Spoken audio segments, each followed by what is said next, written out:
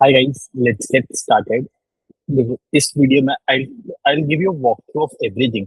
How to look at income statement, how to look at balance sheet, how to look at cash flow statement, and how why not to have any bias. मतलब जब आप stock market में invest करते हो तो कोई बायस नहीं होना चाहिए कि हाई पी स्टॉक बेकार है या लो पी स्टॉक सस्ता है, anything like that. So I would urge you to come with an open mind and watch this video. Because होता क्या है ना कि सी जब आप अगर मेरे को किसी को पढ़ाना हो एंड उसका कोई एक्सपीरियंस नहीं रहे इन्वेस्टिंग में एंड ही और she comes with a clean slate of mind that it gets easier for me to explain the concept. But अब है क्या कि आप लोग सबको कुछ ना कुछ एक्सपीरियंस हो भी सकता है स्टॉक मार्केट में हो एंड कोई बायस हो. So will break all of it. And so on that note, let's get started. I'll walk you through. मतलब एक मैं एक अलग सेशन कर दूंगा on everything, like income statement पे एक अलग सेशन, balance sheet पे अलग सेशन, cash flow statement पे अलग session. But the idea here is to give you a glimpse or walkthrough of everything. How to think. Basically, इस video में I'll teach you how to think in the market to create alphas. Creating alpha is not a tough game in the market, but I'll show you all of it. Let me share my screen and let's get started today.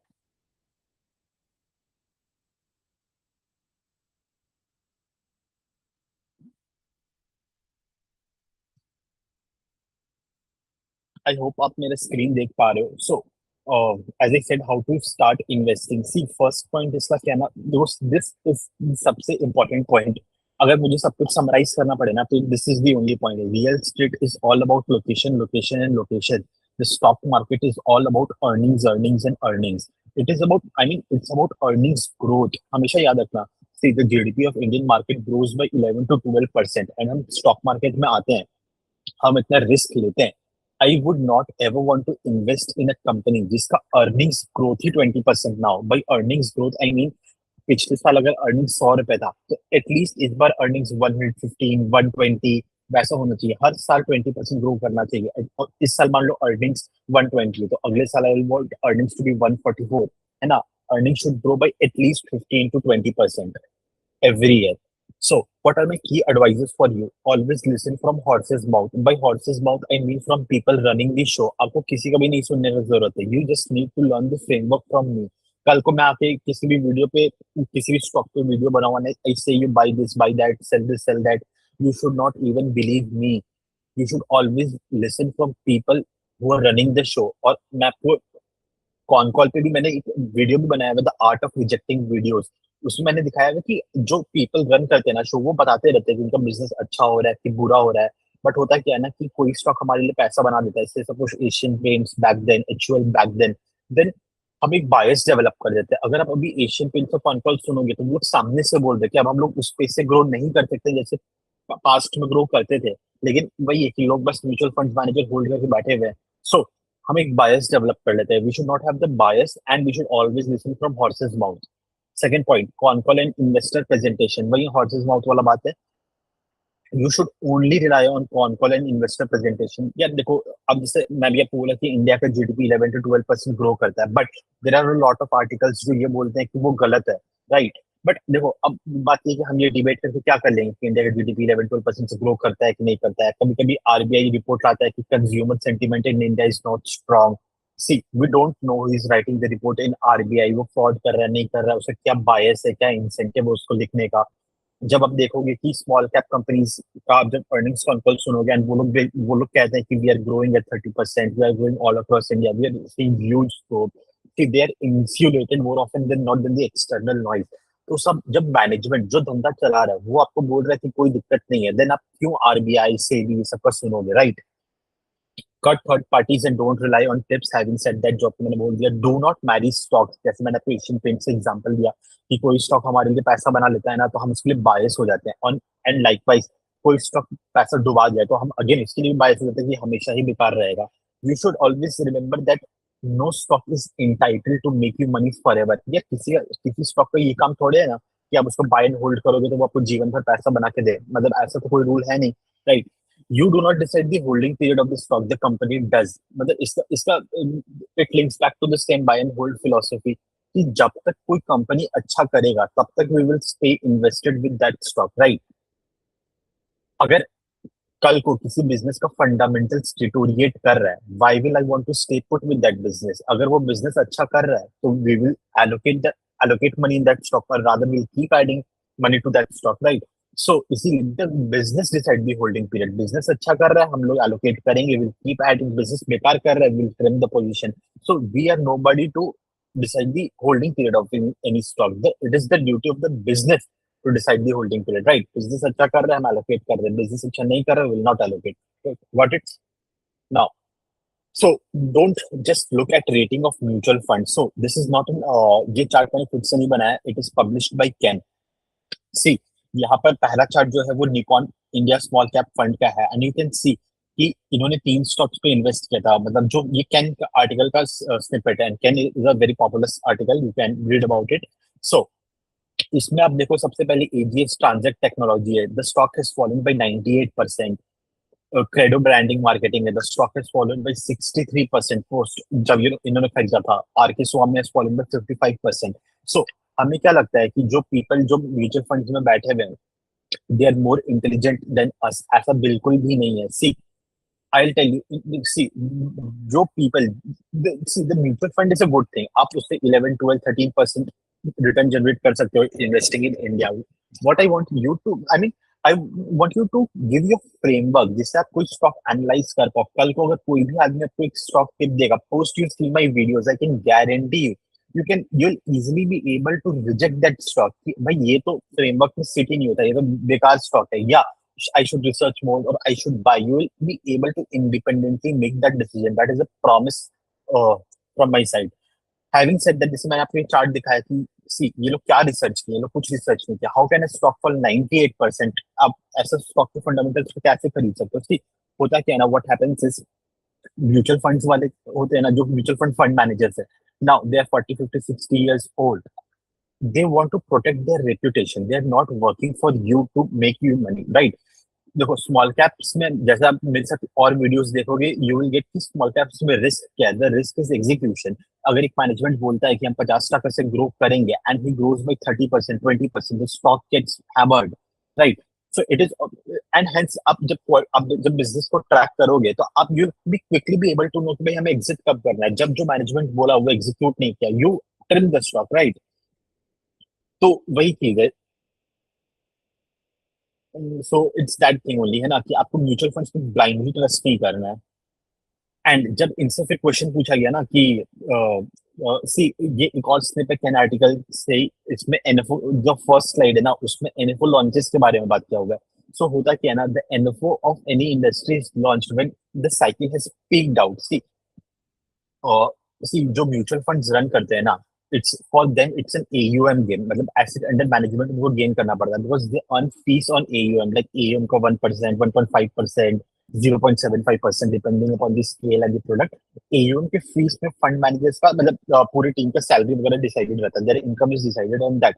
सो होता क्या है ना, किसी suppose if the defence sector has done well, मतलब और defence sector बहुत अच्छा कर रहा है, then the NFO generally comes at the peak of the cycle, क्योंकि रिटेल इन्वेस्टर आपको see, if you are not tracking anything, आपको नहीं पता कि क्या साइक्लिकल, क्या वैल्यूएशन है, कुछ आपको कुछ आइडिया नहीं है। सो वो डिफेंस का एनएफओ लाते हैं जब डिफेंस बूम चल रहा है, but more often than not उस समय पूरा साइकिल पीक आउट कर लिया होता है, उस समय वैल्यूएशन ऑलरेडी हाई होता है, and it is then you invest, you don't make money. बस म्यूचुअल फंड्स वाले दे गैदर द एयूएम, ठीक है?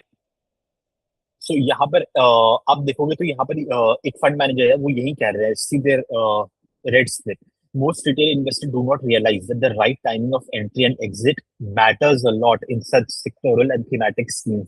जो अभी मैं आपको कह रहा था कि कोई भी सेक्टर है उसका एनएफओ पीक में आता है, बट आपको नहीं पता है, हेंस इट इज वेरी, अगर आप अपना मनी म्यूचुअल फंड मैनेजर्स को भी दे रहे हो, it is very important for you to learn how to start investing, या learn how to analyse any business. तब आपको पता होगा ना भाई कि अगर आप एक म्यूचुअल फंड मैनेजर या पीएमएस को अपना पैसा दे रहे हो, there investing in stock, you will exactly know if that stock is worthy or not. So you can decide if you want to stay put with that mutual fund manager, and if you want to stay put with that PMS. See, we spend so much of hours earning money, but we don't spend iota of time learning investing. I don't know why. And mutual fund managers has convinced all of us. Investing is not for learning, investing is only there game, they know economics more than us, ऐसा कुछ भी नहीं है, it's very easy, it's just that mutual fund managers have convinced you otherwise. So let's get to see again, जब इनके fund के under performance या वो स्टॉक्स में इसमें इन्वेस्ट किया, that has fallen down by 98%. सो लोग क्वेश्चंस पूछ रहे थे और उनका रिप्लाई सुन देखो. If retail investors don't like what their fund managers are doing, they are free to leave. No one held a gun to their head and force them to invest or stay, right. But ये वो कह रहे, but आपको तो कभी पता ही नहीं चलेगा ना कि इफ मतलब जैसे इन्होंने क्या बोल रहे हैं कि if retail investors don't like what their fund managers are doing, but if you don't learn investing, or if you don't learn the framework, how will you know what they are doing, if they're doing is right or wrong? So hence it's important to learn, ताकि आप जिसको पैसा भी दे रहे हो, I can absolutely understand that you guys are busy professional, so you outsource your capital allocation to fund managers or a PMS guys, but आपको पता होना चाहिए ना वो क्या खरीद रहे हैं. You cannot blindly trust anyone with your money, right? uh, हाँ. So this is very important. This is a checklist that you will always have to follow. जब कभी भी कोई आपको stock tip देना है ना, you can easily decide if it's worth rejecting the stock, or if it is worth studying that stock. You just need to ask these 7-8 questions. So when someone comes with a stock tip, what to look for? Number one, simple business model. See, the business model should be easy to understand. There is a reason why I always love the consumption play in India. See, देखो other sectors में भी पैसा बनता है, like defense हो गया, अभी recycling हो गया, power sector, AI, chip, ये सारे sectors है. But if you do not understand those sector, होता क्या है ना कि आप कभी ज्यादा कैपिटल वहां पर डिप्लॉय नहीं कर पाओगे. You will always deploy small sum of money on the sectors और the models you don't understand. Because कल को क्या होगा ना, कल को मैनेजमेंट आके बोलेगा हमारा बिजनेस अच्छा नहीं चल रहा है, उसका वो रीजन देगा, you will not be able to comprehend. So Warren Buffett and Charlie Munger भी इसमें यही कहते थे, stay put with businesses you understand, right? अब जैसे कोई बंदा है, he has worked in the banking sector or the financial sector all his life, so he will be more biased towards the financial sector. He will better be able to understand the stock of the financial sector. So consumption sector सबसे आसान sector है. It's easy to get started with the consumption play. And जैसे जैसे आपका जैसे जैसे आप learn करते जाते हो, you can always expand your reach. But आपको ब्लाइंडली किसी और सेक्टर में इन्वेस्ट नहीं करना चाहिए. बिकॉज होता क्या है ना, अगर आपको कोई सेक्टर का नॉलेज है तो by all means you should वहां पर आप उसका स्टॉक स्टडी करो, and I will give you the framework कि क्या स्टडी करना है. बट अगर आपको नहीं है तो जनरली उस सेक्टर्स में जाना नहीं चाहिए. वही जैसे बिकॉज मैंने रीजन दिया कि कल को मैनेजमेंट बोलेगा कि भाई मेरे को तो ये प्रॉब्लम्स आ रहे हैं, बट अगर आप उस सेक्टर से हो ही नहीं एंड वो कुछ बोलता है आपको समझ में ही नहीं आएगा, ठीक है. तो आप वहां पे लगाओ जहाँ पे आपको उस सेक्टर में पैसा लगाओ जहाँ जिसका बिजनेस मॉडल का क्लैरिटी आपको है. High sales growth and compare with peers. You have to see the direction in which uh just give me a second, sorry. Yeah. So second point, high sales growth and compare with its peers. You have to see the direction in which the business is heading. This is very, very, very important line. So understand with me. See, high sales growth is the first thing when we after which we analyze a stock. अगर किसी business में sales growth नहीं है, then हम वो stock को analyze ही नहीं करेंगे. हम stock को analyze ही तब करेंगे जब business में high sales growth हो. I'll give you an मतलब in my previous videos also I've given an example. So I'll again give that example with my father's shop. So while growing up, my father has a mom and pop store, right?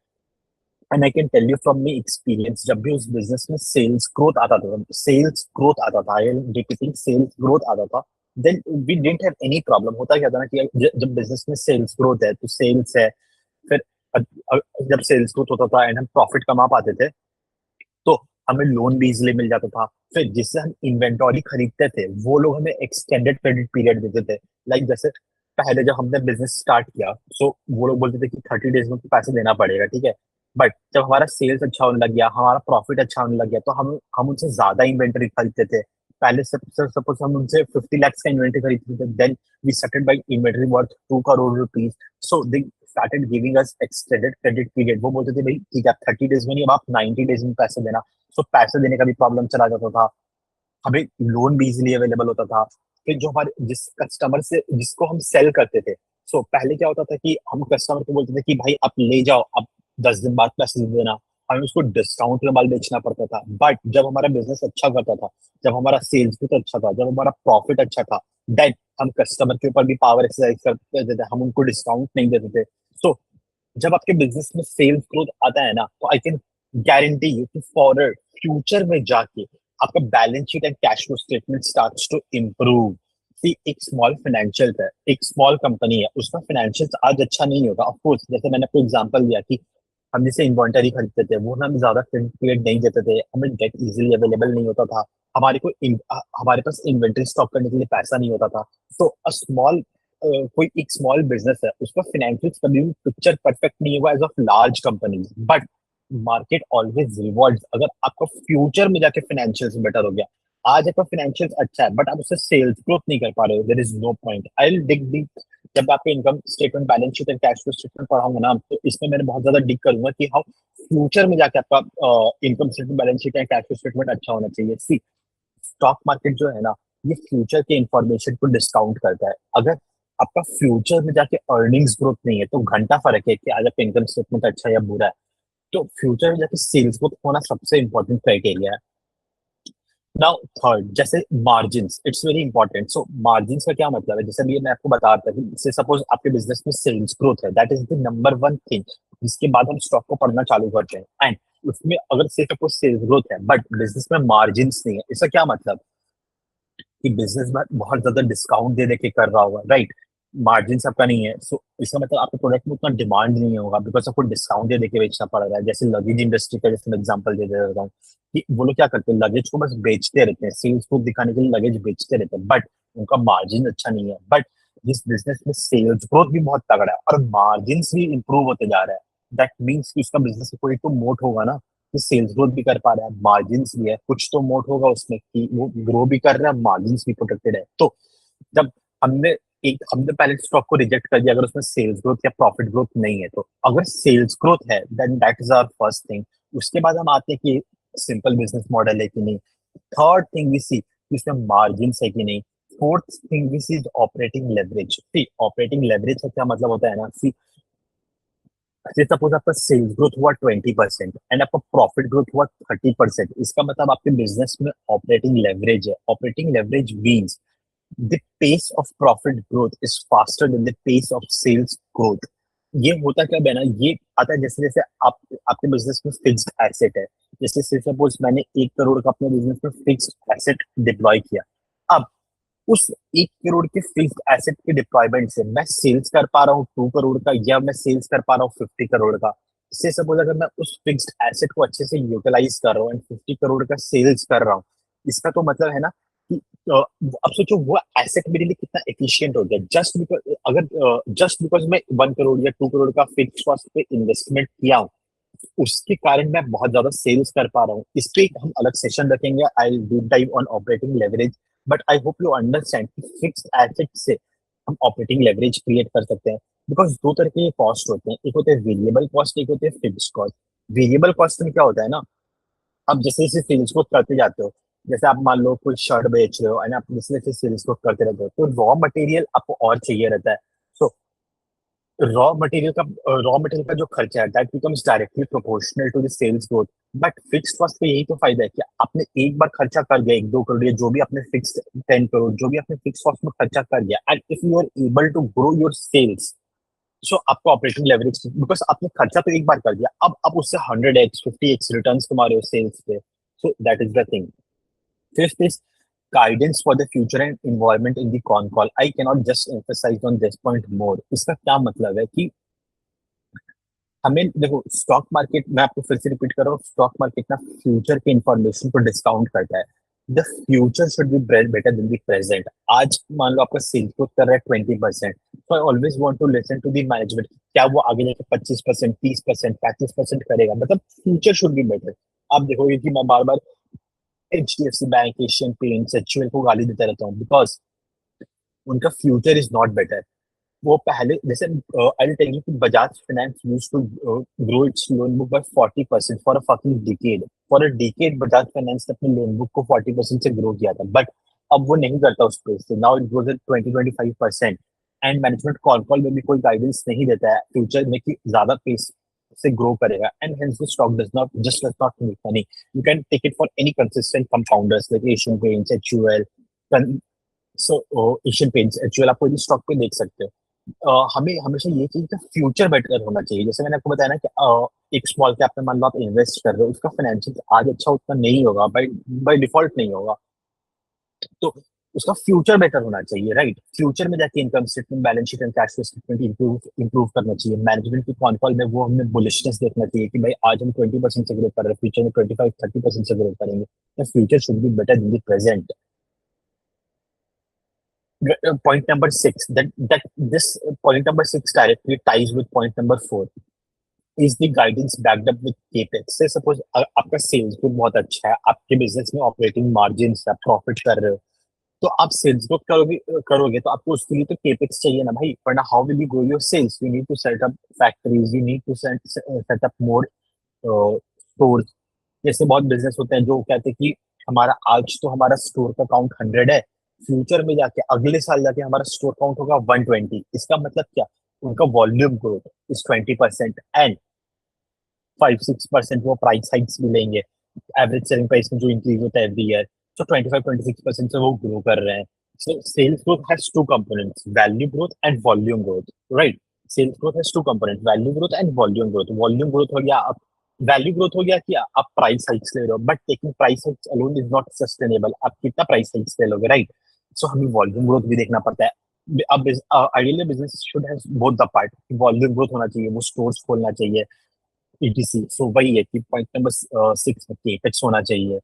Point number 7. If the above things are met, then we see the valuation and check if the PE rating is possible. I have created a very separate video for how PE ratio fools you and how we calculate the valuation, how earnings lead to multiples re-rating. इसके लिए point number 7 के लिए मैंने एक अलग से video बना दिया है, so you can check it out. But the point is कि लोग क्या करते हैं ना, कि लोग देखेंगे कि पहले स्टॉक 50 पी है, 70 पी है, एंड उसके बाद वो स्टडी ही नहीं करेंगे. There is a reason why a stock gets a higher P, and there is a reason why a stock gets a lower P. High high P stock does not mean that the stock is expensive, and low P stock does not mean that the stock is cheap. You need to get this. ठीक है?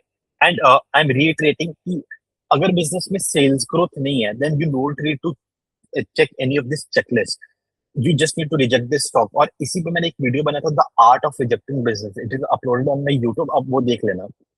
But अगर business में sales growth है, it is only then we go through this checklist. Look for the direction of ROE. जैसे मैंने आपको बताया ना कि the future should be present than the future should be better than the present. जैसे अब आप बोलोगे कि यार जैसे Asian Paints, HUL, HDFC bank, DMart, जो भी स्टॉक्स है, इनका तो बेस ही इतना ज्यादा बड़ा है, so how will they grow at 20-25%? अब ये इतने बड़े हो गए तो they will grow by the growth rate of GDP, right? But the market does not care about base. The market cares about growth, and specifically earnings growth. The stock should have earnings growth. See, this is very simple thing, but होता क्या है ना, आप लोग ओला वोला, Rajesh exports ये सब लेके बैठ जाते हो. Why? Because you don't have any checklist.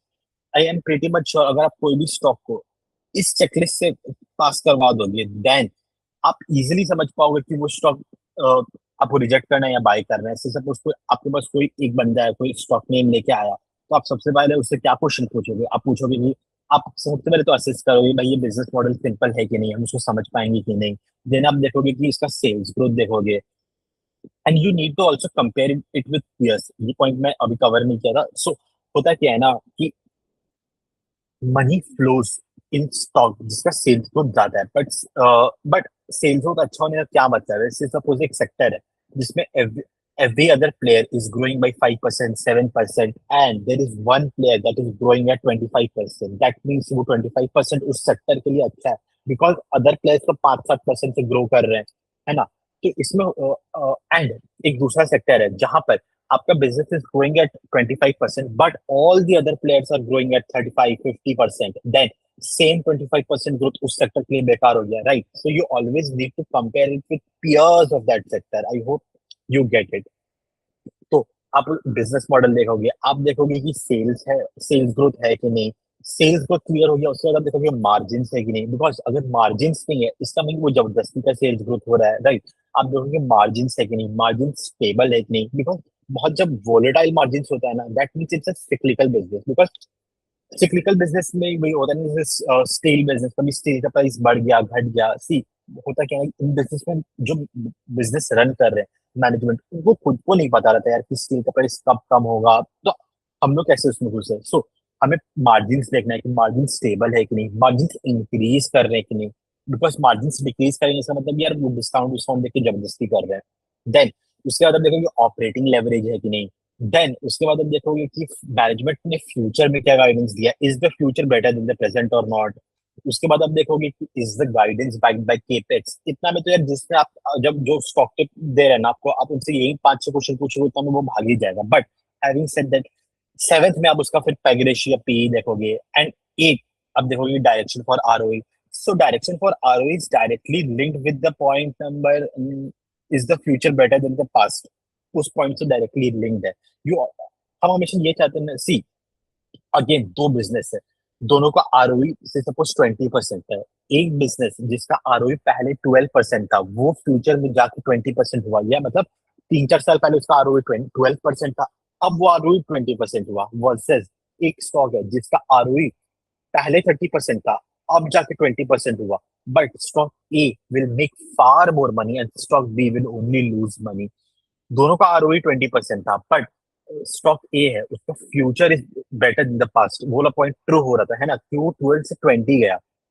And दूसरा स्टॉक था उसका 30% से 20% आरओई हुआ। So you always need to see the direction of ROE, right. And ROE वगैरह पे I do a complete session, आप वो देख लेना।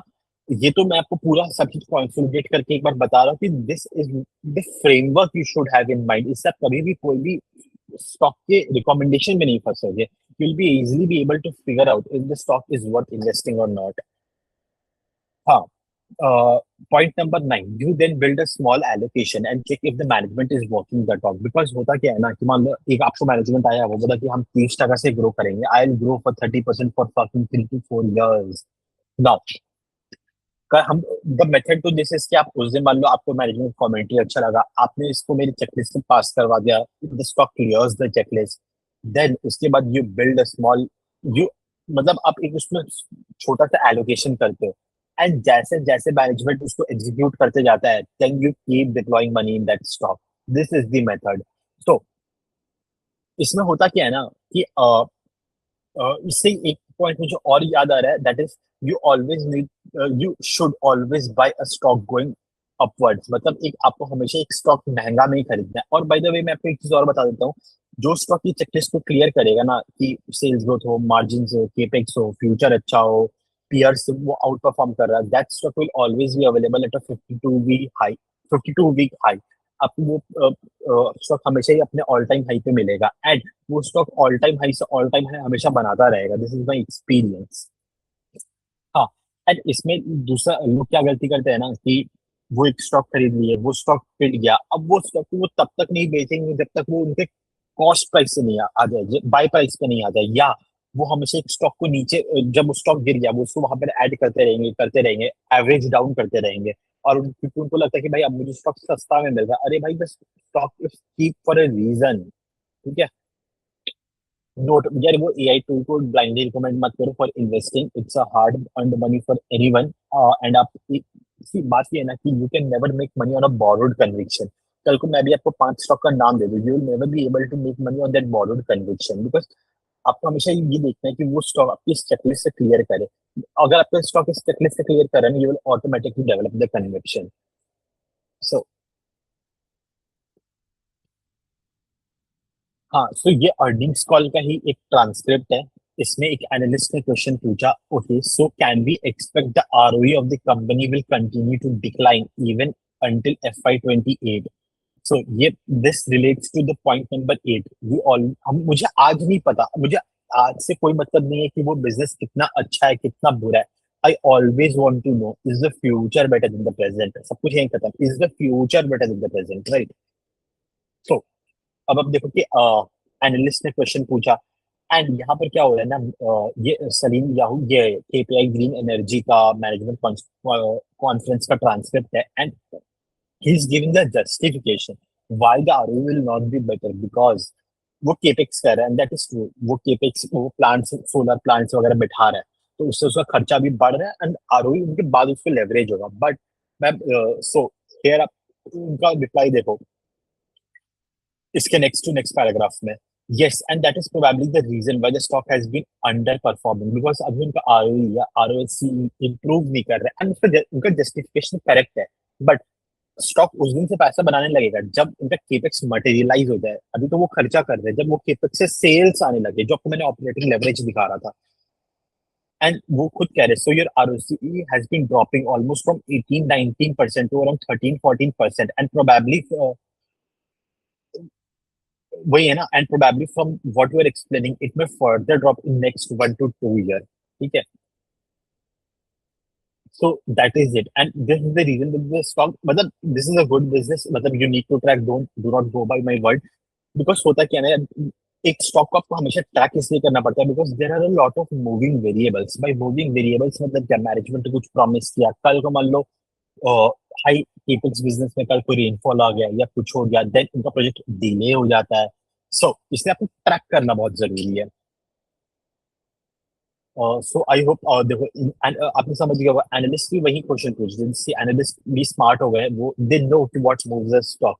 तो सीधा वो वही क्वेश्चन पूछ रहे हैं कि आरओई इंप्रूव होगा या नहीं होगा, भाई ये बता दो।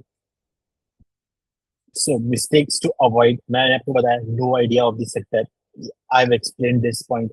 डीपली साइक्लिकल बिजनेस, सो अगर आप जब स्टार्ट कर रहे हो ना आई जनरली मतलब अभी बिकॉज आप इन्वेस्टिंग स्टार्ट कर रहे हो तो आई probably suggest you to avoid deeply cyclical business। deeply cyclical business का वो क्या है, साइन क्या है कि the operating margins will be very volatile. What is operating, एक बार मैं आपको स्क्रीनर में दिखा भी देता हूँ। तो जैसे एक बार इसको डिस्कस कर लेते हैं, राजेश एक्सपोर्ट्स को। The stock has been making news all this time and मैंने सुना कि कुछ इन्फ्लुएंसर है वो 20 स्टॉक 2021 एंड 2022 में रिकमेंड भी किया था। तो अगर आपको इसको मेरे चेकलिस्ट से ही लर्न करना होता तो हाउ विल यू डू? सबसे पहले आप देखिए कि सेल्स ग्रोथ देखते हैं। इसके सेल्स ग्रोथ इज 51% एंड 84%। इस एट पास्ट में -17% -6% था। तो चलो, बिजनेस इज ग्रोइंग सेल्स, हमारे चेकलिस्ट का पहला पॉइंट क्लियर कर लेता। हैविंग सेड दैट हमें देखना पड़ता कि सेक्टर समझ में आ रहा है कि नहीं। बट जैसे ही आप आते हैं ऑपरेटिंग प्रॉफिट मार्जिन में, 0%, 3%, 1%, 0% खत्म। आई would not have gone any on any other point. Business का कुछ आरओई भी नहीं है, 0.68%, आरओसी भी वन मतलब आरओई भी नहीं है। सो मतलब हम इसे यहीं पर खत्म कर देते हैं। मतलब आप इजीली रिजेक्ट कर लेते हैं स्टॉक को। द पॉइंट इज मैं आपको क्या, हाँ डीपली सिक्लिकल्स बिजनेस। सो जैसे मैं आपको दिखाऊं कि V two V two, so this is operating profit margin. See देखो, जिस आई लव बिजनेसेस, यही मैं आपको सिखा रहा था कि the future should be better than the past. पहले देखो इनका ऑपरेटिंग प्रॉफिट मार्जिन 9%, 10%, अब 15% तक इंक्रीज हो गया। और उनका सेल्स ग्रोथ देखो 62%। पहले 30 पहले वो नेगेटिव, पहले वो डीग्रो कर रहे थे, 17, 33, 39, 62। मतलब क्या, उनका सेल्स ग्रोथ भी बढ़ रहा है एंड उनका सेल्स भी जबरदस्ती नहीं बढ़ रहा है, राइट? बिकॉज वो डिस्काउंट देके नहीं बेच रहे, बिकॉज उनका ऑपरेटिंग प्रॉफिट मार्जिन भी इंक्रीज कर लिया, वो प्रॉफिट्स भी कमा रहे हैं। सो इसका मतलब होता है कि the future should be better than the past, है ना? और आगे भी जाके मुझे यही देखना देखना है कि वो ये मैनेजमेंट हमने कमेंट्री में गाइड किया कि they grow for 50% for a decade. तो मुझे यही देखना है कि हर साल वो 50% से ग्रो कर रहे हैं कि नहीं कर रहे हैं, ऑपरेटिंग प्रॉफिट मार्जिन में हिट ले रहे हैं कि नहीं ले रहे हैं, प्रॉफिट्स बन रहा है कि नहीं बन रहा है।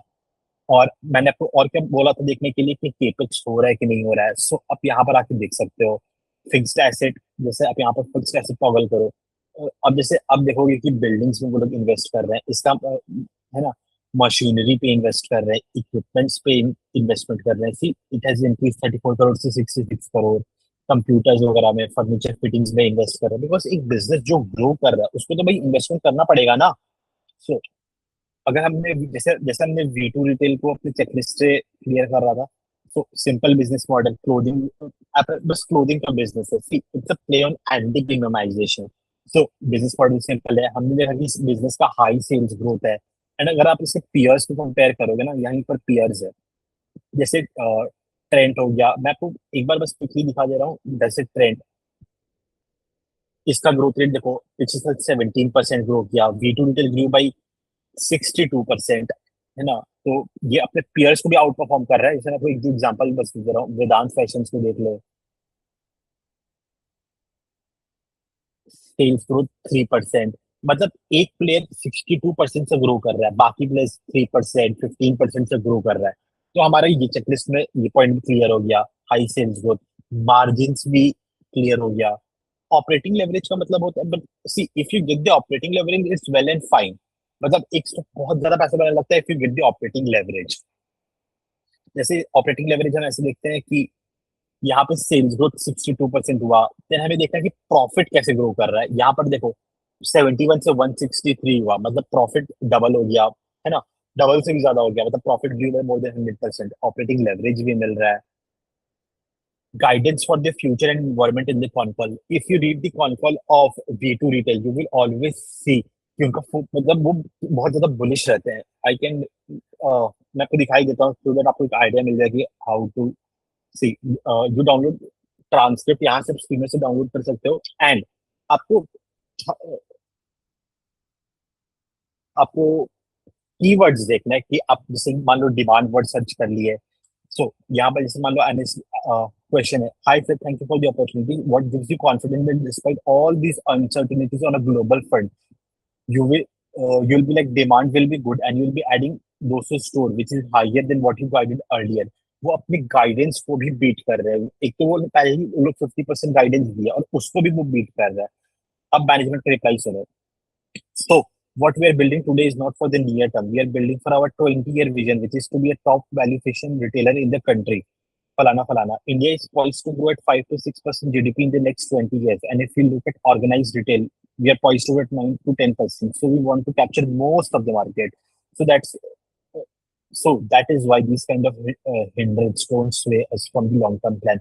तो आप ऐसे कीवर्ड्स जैसे मार्जिन्स, डिमांड, केपेक्स, ये सब आप टाइप करके आप ये देख सकते हो कि मतलब कमेंट्री में कॉन कॉल में मैनेजमेंट का वो कैसा है, इन्वायरमेंट कैसा है, क्या मैनेजमेंट रोना धोना कर रहा है कि भाई बहुत कंपटीशन है, ग्लोबल अनसर्टेनिटी है, ये वो।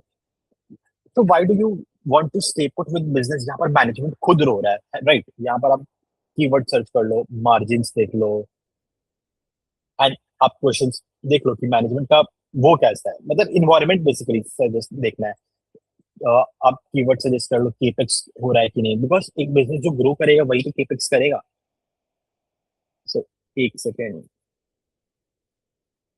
हाँ, so guidance for the future, guidance भी अच्छा था। Is the guidance backed by capex? Yes, guidance is also backed by capex. Is फिर मैं आपको वैल्यूएशन इसका V2 डिटेल का मैं आपको अलग से वैल्यूएशन करके दिखा दूंगा, बिकॉज फिर देन इस वीडियो का पर्पस डिफीट हो जाएगा। इसका by the way I can tell you इसका वैल्यूएशन भी सही है। Look for the direction of ROE, जैसे मैंने आपको सब कुछ दिखाया, इसका आरओई भी अच्छा है। सो इसका अगर हम आरओई देखें तो see the ROE is 24%। What is ROE? ROE is return on equity. आप अपने इक्विटी पैसे लगा के कितना प्रॉफिट जनरेट करो, that is ROE. See India में होता क्या है ना कि the cost of capital comes to around 11 to 12% based on आप डेट एंड इक्विटी से उठाते हो, 12-13% आपका कॉस्ट ऑफ कैपिटल आ रहा है। Of course we want to stay put with business जो उससे ज्यादा कमा पाए, उससे ज्यादा रिटर्न कमा पाए। सो ROE, we do not want less than 15% on any business, and ROE should continue on improving. So I'll tell you, ROE is a function of three things: net profit margin, asset turnover, and financial leverage. अगर आपके business में profits अच्छा होता है आपका, या आपके business में एसेट टर्नओवर, मतलब जो मैं आपको बता रहा था ना, केपेक्स, कि आप केपेक्स करके ऑपरेटिंग लेवरेज वाला चीज, कि आप केपेक्स करके ज्यादा सेल्स कर रहे हो या फाइनेंशियल लेवरेज दे रहे हो, इससे आपका आरओई इंप्रूव होता है। सो इसका आरओई भी अच्छा है। then it clears all the checklist and it is the reason stock में कितना पैसा बना है। So I hope I'm very clear with the checklist. Mistakes to avoid. हाँ, so my learnings after analyzing hundreds of stock, competitive advantage is overrated। जैसे लोग Asian paints को defend कैसे करते हैं या एचयूएल को डिफेंड कैसे करते हैं, वो लोग बोलते हैं भाई they have been in existence for past 30-40 years, जो भी इयर्स है, they have a huge distribution, meaning वो कोई प्रोडक्ट को लॉन्च करेंगे तो they get all they get the access to India, उनका इतना डिस्ट्रीब्यूटर है और वो है, they they easily be able to sell. But अगर वो सेल्स ग्रोथ में नहीं रिफ्लेक्ट हो रहा है ना, then that is not the mode. Say suppose मैं जैसे बार बार कहता हूँ, से सपोज आप और हम दोनों बिजनेस स्टार्ट करते हैं। If I am able to grow much faster than you, that means मेरे को कोई मोट होगा, then only I am able to grow. या तो कुछ भी होगा ना, मतलब एग्जीक्यूशन स्किल से बेटर होगा, तो ये सब में नहीं फंसना है। अब आपको जैसे आपको मैं एशियन पेंट्स दिखाता हूँ, ये म्यूचुअल फंड्स का फेवरेट है। मैं मतलब लाइक यहाँ पर आप इन्वेस्टर्स में आके डीआईआई देखोगे, so see L I C, S B I, ICICI, S B I, UTI mutual funds सब इन्वेस्ट किए हुए। But this is a nonsense stock. See, great businesses does not mean the stock is great, and if the business is bad, then necessarily it is not necessarily the stock is bad। मतलब ये तो मैंने आपको buffet Charlie का coat मुंह पे फेंक के मार दिया। But having said that, see, this is growing sales at 5%, so sales growth is the only mode। ठीक है, sales growth is the only made. मतलब क्या फायदा, इनका डिस्ट्रीब्यूशन है, सब कुछ है, आप स्टोरी सुनाओगे से। देखो, अगर आप अब होगा क्या ना किसी भी आदमी को आपको एशियन पेंट्स बेचना होगा, what he will say, he will not talk about sales growth, margins, capex वगैरह, he will not talk about those things. Sales growth is the most important thing. Sales growth नहीं था, business खत्म, you don't even need to study it. But वो आपको क्या बोलेगा, वो बोलेगा भाई इसका आरओई बहुत अच्छा है, आरओसी बहुत अच्छा है, it is available at a cheap valuation. फिर वो आपको बोलेगा इसमें इसका फ्री कैश फ्लो है, तो इसका डिस्ट्रीब्यूशन मोड है, it is the management is good. But आपको ये सब चीज में नहीं फंसना है। आपका चेकलिस्ट का पहला पॉइंट ही सेल्स ग्रोथ है, वही क्लियर नहीं हो गया तो then you reject this stock. You don't need to fall for narrative. अब यही सब नैरेटिव से म्यूचुअल फंड आदमी आके आपका माल बेच आपको कम बेचेगा। So width of market share, जैसे जैसे एशियन पेंट्स का भी लोग यही बोलेंगे कि इसका मार्केट शेयर बहुत ज्यादा है, इसका डिस्ट्रीब्यूशन है, but focus on growing market share, not just large one. से सपोज एक स्टॉक है, अब इसी में मैं आपको बता देता हूँ पेंट सेक्टर में। ठीक, सिरका paints is doing really well. जैसे आपको मैं एग्जांपल भी दे देगा, सो इस उसका जैसे एशियन पेंट्स का मार्केट शेयर लार्ज है, I don't know the number, से सपोज 15-30% है, बट उससे कोई मैटर नहीं है। इसी इसी इंडस्ट्री में एक अदर प्लेयर है, दैट इज नोन एज सिरका पेंट्स। उसका से सपोज मार्केट शेयर आज आधा परसेंट है, 0.5% है या 1% है, and it is confident that it will be able to increase the market share to 5%. So this business will become far better than the business of Asian Paints, because Asian Paints का भले ही large market share, it is losing the market share to the other players, right? Because जब एक small player grow कर रहा है and large player grow नहीं कर रहा है, that means the small player is taking away the market share from the large player, right? जैसे अब मैं दिखा देता हूँ सिरका पेंट्स।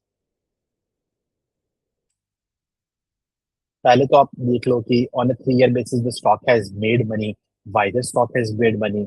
अब सबसे हमारा चेकलिस्ट चेक करना। सो सी, इट इज ग्रोइंग एट 39%, 34%। यहाँ पर 2 साल परफॉर्मेंस खराब हुआ, सो यू आपको फिर स्टॉक को बेच देना था अगर उनका सेल्स ग्रोथ इतना कम हो गया था। अगेन बिजनेस का सेल्स ग्रोथ इंक्रीज हो गया। सो अब आप देखो कि एशियन पेंट्स 4% से ग्रो कर रहा है और इसके ये पेयर 32% से ग्रो कर रहा है, तो of course this stock has made money and Asian Paint has not made money. With of and जैसे आपको मैंने इसमें दिखाया बीच में कि इसका सेल्स ग्रोथ कम हो गया, भाई उस समय बेच देते ना, you don't need to stay stuck with the stock. आप कोई स्टॉक खरीदोगे, जब तक वो अच्छा कर रहा है, जब तक वो अपने पियर्स को बीट कर रहा है, आप उसमें पैसा लगाओगे। जब वो अपने पियर्स को नहीं बीट कर रहा है, आप उससे एग्जिट कर जाओगे। मतलब उसका सेल्स ग्रोथ कम हो गया, मतलब जैसे 32 से 19 हो जाता, आइडियली मैं तो एग्जिट कर जाता, एंड मैं देख रहा हूँ अगेन उसका सेल्स ग्रोथ बढ़ गया, आप अगेन घुस जाओगे। एंड ऑफकोर्स आप उसमें मैनेजमेंट का गाइडेंस देख लेना कि क्या है प्राइसिंग पावर। जैसे मैं एक मैनेजमेंट को सुन रहा था, वो कह रहे थे कि he was defending a stock saying कि उसका टी शर्ट 1000 रुपए में है, and even if the price increases to 1200, he would buy, and heads the business pricing power. But भाई ये सबसे मतलब नहीं है। अगर मैंने आपको वो चेकलिस्ट सिखा दिया है, बार बार नहीं बोलूंगा, सेल्स ग्रोथ है कि नहीं, मार्जिन है कि नहीं, केपेक्स हो रहा है कि नहीं, माहौल अच्छा है कि नहीं, पियर्स को बीट कर रहा है कि नहीं, and then we come at valuation, जिसका मैंने कल वीडियो पहले से बना रखा है। सो ये सब नैरेटिव्स में नहीं फंसना है। ये सब competitive advantage, market share, pricing power, management quality, यही सब करके ना आपको नैरेटिव्स में फंसा लेते हैं। एंड मैनेजमेंट क्रेडिबिलिटी भी क्या होता है, एक बिजनेस जो ग्रो कर रहा है, जो अपने पियर्स को बीट कर रहा है, उसका मैनेजमेंट अच्छा है, that is the only. See, जैसे लोग कहते हैं कि Shashidhar Jagdishan is a good man, मतलब he is a very reputable from the management side, but Shashidhar Jagdishan is Shashidhar Jagdishan, this we know after 20 years of fucking execution of HDFC, right? तो एक business execute कर रहा है तो उसका मैनेजमेंट अच्छा है, एग्जीक्यूट नहीं कर रहा है मैनेजमेंट बुरा है, it ties everything to the sales growth. इसका मतलब ये नहीं कि आप सेल्स को देखे छोड़ दोगे, you need to see for other things, margin, profit, capex, demand scenario, future, ROE का डायरेक्शन। आरओई 5-6% तो नहीं है, ROE should be greater than 15%, it should keep on increasing. So sales growth से हमारा एनालिसिस स्टार्ट होता है, और उसका भी जो एनालिसिस है ना उसके बाद का भी, it will take you 10 to 15 minutes hardly to make your decision whether to buy a stock और not. So huge opportunity in small cap space. I love the small and mid cap space. The reason is क्या है ना कि ये लोग क्या होता है ना, ये लोग से सपोज एक guidance देती है. Now they wake up in the morning knowing that they have a promise to achieve. They have made a promise to the investors. Now they're responsible for it. And आप देखोगे small cap 2019 में the share was 11%. Now the share has increased to 19%, है ना? So and आप देखोगे total market cap में large cap कम हो गया, 73% से 61% हो गया। It clearly means that the small cap is taking away market share from the large cap stocks, right? So huge opportunity. And इसका रीजन भी क्या है ना, मैं आपको ये स्लाइड दिखाता हूँ। इसका रीजन भी ये है कि इनका फाइनेंशियल्स भी इंप्रूव होते गया है, मतलब प्रॉफिट इंक्रीज होते गया। अब देखो सेल्स इंक्रीज हो गया, प्रॉफिट इंक्रीज हो गया, डेट टू इक्विटी इंप्रूव होते गया, मतलब डेट कम होते गया, फाइनेंशियल्स भी इंप्रूव होते गया। No common stock in the last 2 decades. Just give me a second, guys. My voice is breaking. Just take a second. Minute.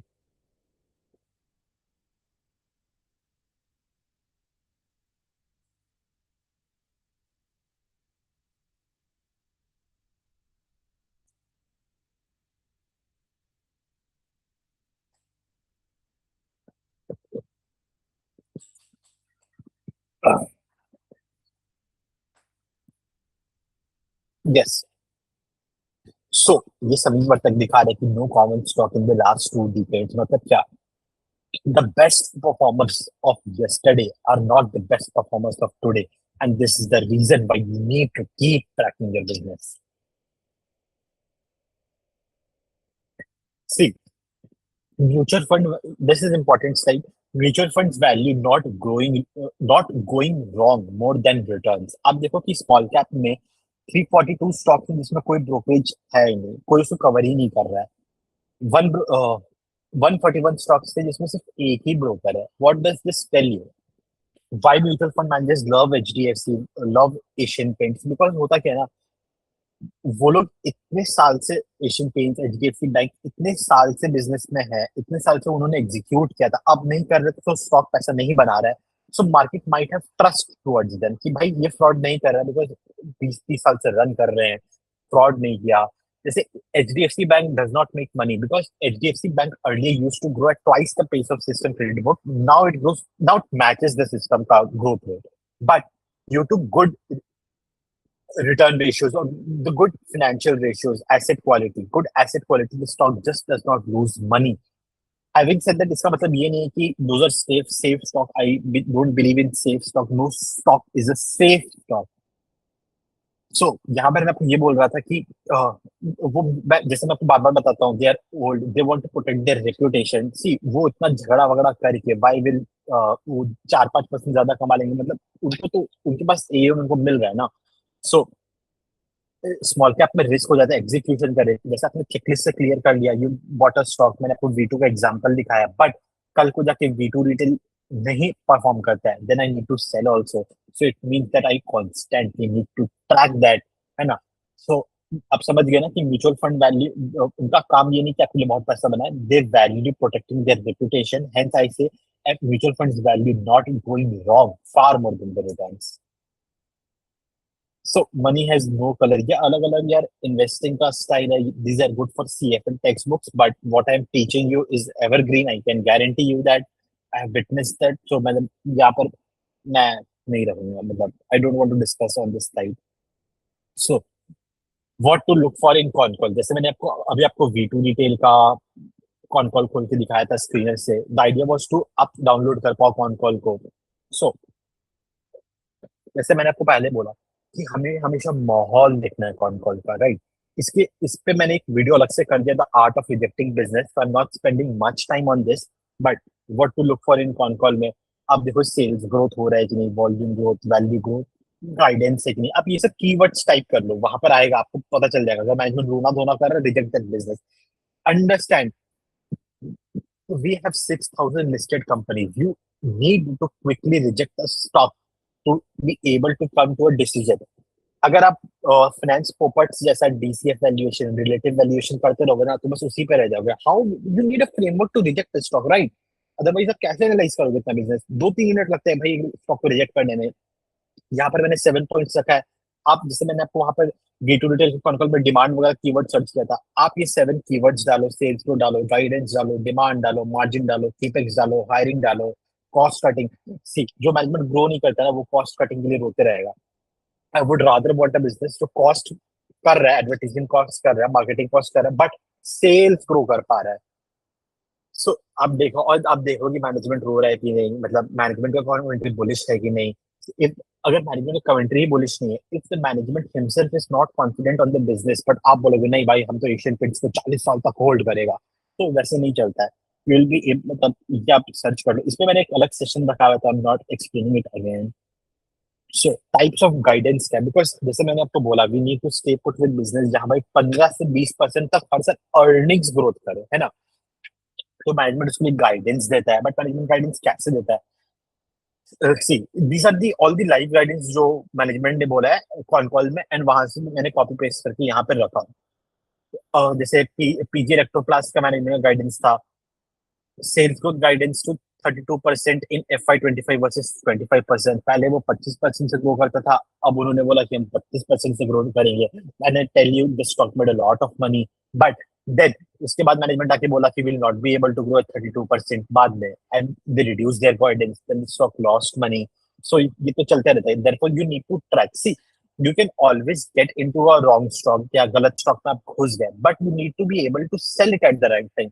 आप पहले येस बैंक वगैरह खरीद लेते हैं, बंधन बैंक, ये सब, और आपने खरीद भी लिया, बट जब आपके पास एक बेचने का चेकलिस्ट रहेगा कि भाई सेल ग्रोथ नहीं हो रहा है, मार्जिन कम हो गया, मैनेजमेंट बुलिश नहीं है, तो you will be able to sell it at a right time. And then ठीक है, यू डोंट, आप समझ रहे हो ना, if you are able to sell, that's the ultimate skill. And आप देखो कि so many books are written on when to buy, but selling का कोई नहीं बताता. And your stock returns are determined by when you sell, right. Because आप एक stock खरीद तो लिए, suppose the stock is made a lot of money, but अब उसका फाइनेंशियल्स खराब हो गया, अब उसका मैनेजमेंट ऑप्टिमिस्टिक नहीं है, then the stock will lose money also. So coming to the point of types of guidance, ADF Foods to grow sales at 25% CAGR for the next 3 years. इससे तो मतलब, सो यहाँ पर तो है कि मैनेजमेंट ने एक्सप्लिसिट गाइडेंस दे दिया 25%, 32%. So sometimes the management will give you guidance like Crompton to double sales in 5 years. So इसका मतलब क्या कि वो 14-15% से ग्रो कर रहा है. RR Cable to grow sales at 10 to 12% in effort versus 20%. So that's a red flag. Vector guided from high teens to low teens. इस टाइप का गाइडेंस आपको मिलता है.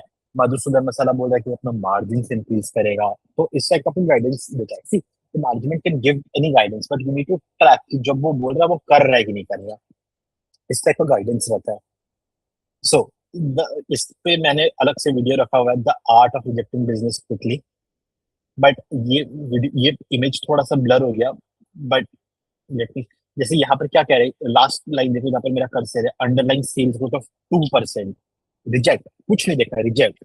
मैं यहाँ पर 20% अर्निंग्स ग्रोथ का बात कर रहा हूँ, ये 2% सेल्स ग्रोथ का बात कर रहा हूँ. रिजेक्ट, मतलब एक सेकंड में बिजनेस को रिजेक्ट कर दिया. Asian paints talking about volume D growth, reject एक सेकंड में. मैं 20% अर्निंग्स मुझे चाहिए, ये लोग डी ग्रोथ, 2% ग्रोथ. आप इसमें देखो नेगेटिव ग्रोथ का कुछ बात चल रहा है, -5.2%. बट हैव important point इसमें ये भी है कि a bad business does not mean it is a perpetual bad business, and a good business does not mean it's a perpetual good business. I hope you get it. कल को जाके Asian paints बोले मैं 30% से grow करेगा, अरे I will be the first person to enter, you don't have to attach emotions with the business. So मैंने आपको वी टू रिटेल का ये पूरा दिखाया, राइट, ये आपको मैंने समझा दिया। ट्रैकिंग चेंज इन पे स्कूल, मतलब ये तो यार सबसे ही इंपॉर्टेंट स्लाइड है, every slide feels important because these are the core nuggets on which investing is built. हम लोग फालतू बकचोदी करते रहते हैं डीसीएफ वैल्यूएशन अदर थिंग्स के साथ, but these are the core things. So tracking change in pace of sales growth is critical. What do I mean by change in pace of sales growth? So theoretically any number is good, 20% भी अच्छा है, 30% भी अच्छा है, 40% भी अच्छा है, but market rewards a business growing. See, पहले एक बिजनेस 30% से ग्रो कर रहा था एंड अब वो 10-15% से ग्रो कर रहा है, वो खराब है, राइट, बिकॉज उसका अब देखे ना कि उसका फ्यूचर खराब हो गया, 30 से 15 पे आ गया। ऑन द कॉन्ट्ररी एक बिजनेस है जो 5% से ग्रो कर रहा था, अब वो 15 से 20% में ग्रो कर रहा है, दैट इज मच बेटर, जैसा मैंने पहले ही बताया था। इसमें मैंने नहीं लिखा है, but market rewards a business growing at 30% if it earlier was growing by 10 to 15% and punishes business growing at 30% if it was earlier growing by 50 to 60%. So the next point, missing on guidance gives huge red flags. जैसे Shivri spices था, उन्होंने बोला था कि भाई वो 100% करेगा and they did 44% only, so that is a red flag. जैसे मैंने आपको बोला कि गाइडेंस देखना जरूरी है, but execution is more important, right. Management guidance तो दे दिया, बट जो मैनेजमेंट गाइडेंस ही नहीं दे रहा है उस पर तो क्या है। सी, आई लव मैनेजमेंट जो गाइडेंस देते हो, that's the first point, because they will wake up tomorrow knowing that they have a promise to keep to the shareholders, knowing that they have something to do। यार ये हमारे साथ भी ऐसे ही होता है ना, अगर हम एक गोल अचीव, गोल माइंड में सेट कर देते हैं कि भाई at the end of the year हमें ये गोल अचीव करना है, then throughout the year we work for that goal. Same with the management, therefore मतलब I have a bias towards management जो गाइडेंस दे, बट इसका मतलब ये नहीं है कि I will not track it. The second point is execution हो रहा है कि नहीं। जैसे ये शिवरी स्पाइसेस का ही एग्जांपल है, उनका स्टॉक जो भी था यहाँ पे, अब I don't remember it, but stock पे दिया बाय, बिकॉज वो जो गाइडेंस था वो लोग बोले तो प्रोबेबली उसके कारण स्टॉक रन हुआ होगा, बट वो एग्जीक्यूट नहीं किए तो स्टॉक गिर गया। यही दिस इज द स्टॉक। वो लोग बोल मतलब मैंने स्क्रिप्ट भी अटैच कर दिया जहाँ पे वो बोल रहे थे विल रीच 100%, बट वो सिर्फ 44% ही की है। सी द मैन, ये हेरिटेज फूड्स है, उसका अर्निंग्स कॉन्स कॉल का ही स्क्रिप्ट है। यहाँ पर मैनेजमेंट क्या बोल रहा है, number one parameter is to do with the revenue growth because they have realise how money is made in stock, you need to optimise for revenue growth.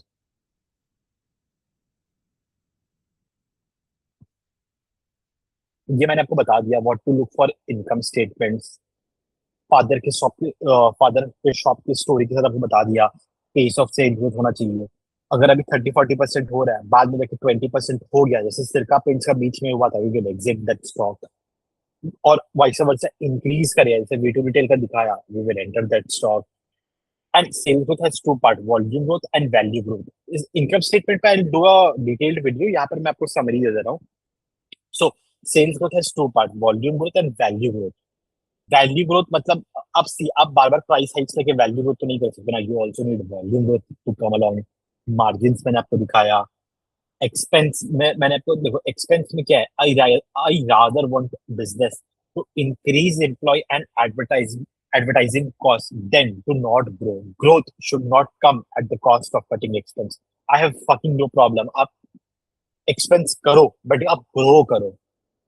Scheme through exceptional line item in PnL, मतलब कभी कभी होता है ना कि sales growth हो गया, जैसे वी टू रिटेल का मान लो काम है कपड़ा बेचना, and they're selling machinery and then growing sales, तो आई डोंट वांट दैट। अब एक साल हो गया तो ठीक है, but I don't want that. तो आप एक बार देख लो, direction of ROE is important, I want ROE to increase. मैंने आपको इनकम स्टेटमेंट से वॉक थ्रू करवाई दिया था, अदरवाइज इसमें मैं एक सेशन भी रखूंगा, सो हेंस बहुत डिटेल में नहीं बताता हूँ यहाँ पे। What to look for in balance sheet session इसमें अलग से है। सो बैलेंस शीट आप इनकम स्टेटमेंट पे देख लिए, but you need to have capex, जैसे मैंने आपको वी टू रिटेल पे दिखाया कि मशीनरीज में इन्वेस्टमेंट हो रहा है, बिल्डिंग्स में इन्वेस्ट हो रहा है, प्लांट्स में इन्वेस्टमेंट हो रहा है, तो वो चीज।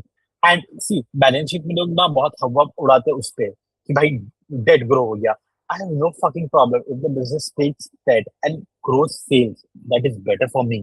सो वो वाला चीज है। Cash flow statement. सो अब देखो, इसमें मैं आपको दिखाता हूँ कि जैसे ना लोग एक प्री बायर्स माइंड से आते हैं कि कैश फ्लो स्टेटमेंट का cash flow statement should be positive. So मैं कह रहा था कि कैश फ्लो स्टेटमेंट में ना लोग एक लोग का चेकलिस्ट रहता है कि they will not enter in business with negative cash flow, but जैसे मैं आपको बार बार बता रहा हूँ कि a small business will not have perfect financials. मैं आपको वी टू और प्लेयर्स का एग्जांपल लेके दिखाता हूँ, जैसे वी टू रिटेल। यहाँ पर आप देखो, the cash flow from operating activity is negative.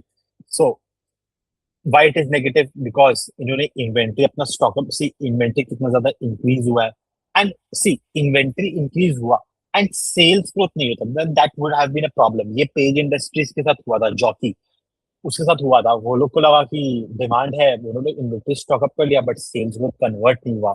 तो आप समझ रहे हो कि sales growth is very important. But having said that, मैं आपको यहाँ पर आपका मिथ बस्ट करना है कि नेगेटिव कैश फ्लो स्टेटमेंट बेकार होता है, मतलब नेगेटिव सीएफओ बेकार होता है, बिकॉज एक छोटा बिजनेस है भाई, उसको तो इन्वेंटरी स्टॉक अप करना ही पड़ेगा ना।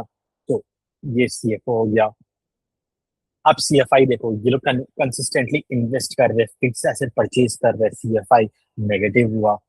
Cash flow from financing activities, ये लोग देखो 394 करोड़ बोरोइंग किए हैं, बिकॉज भाई बिजनेस ग्रो करना है, पैसे तो चाहिए ना।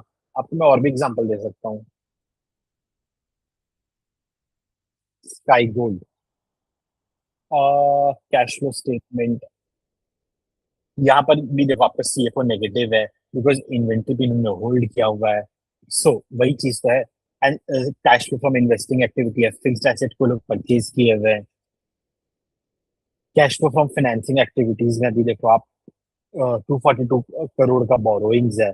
सो आप, आई होप आप समझिए कि परफेक्ट फाइनेंशियल्स को नहीं देखना है। एक स्मॉल बिजनेस है, उसको इन्वेंट्री स्टॉक करना ही पड़ेगा, cash flow from operating can be negative, plant में इन्वेस्ट करना पड़ेगा, सीएफआई कैन बी नेगेटिव, बोरो करना पड़ेगा उनको पैसा। तो सीएफएफ में आपको लोन दिख सकता है, but none of this is a problem if the business is able to grow sales. If the business is not able to grow sales, मैं ये कुछ एनालाइज ही नहीं करूंगा। So I hope I am crystal clear on this point. So ये एक second, आपको ये मैंने सिखा दिया कि think unconventionally, don't look for perfect financials. My best bets have negative cash flows as shown. What is the problem if the business is optimistic and the cash flow is negative due to inventory stock up? आपको मैंने show किया V2 से, Sky Gold से। The problem is otherwise, if the business is not optimistic and the sales growth is not growing, sales हो नहीं रहा है, मान जैसे एशियन पेंट्स पे यही है कि सेल्स ग्रोथ हो नहीं रहा है, बिजनेस ऑप्टिमिस्टिक है नहीं, और फाइनेंशियल्स पूरा क्लीन है। आपको मैं दिखा देता हूँ। Just so let's study Asian paints फिर से। कैश फ्लो, सो इनका आप देख रहे हो कि cash flow from operating activity भी पॉजिटिव है।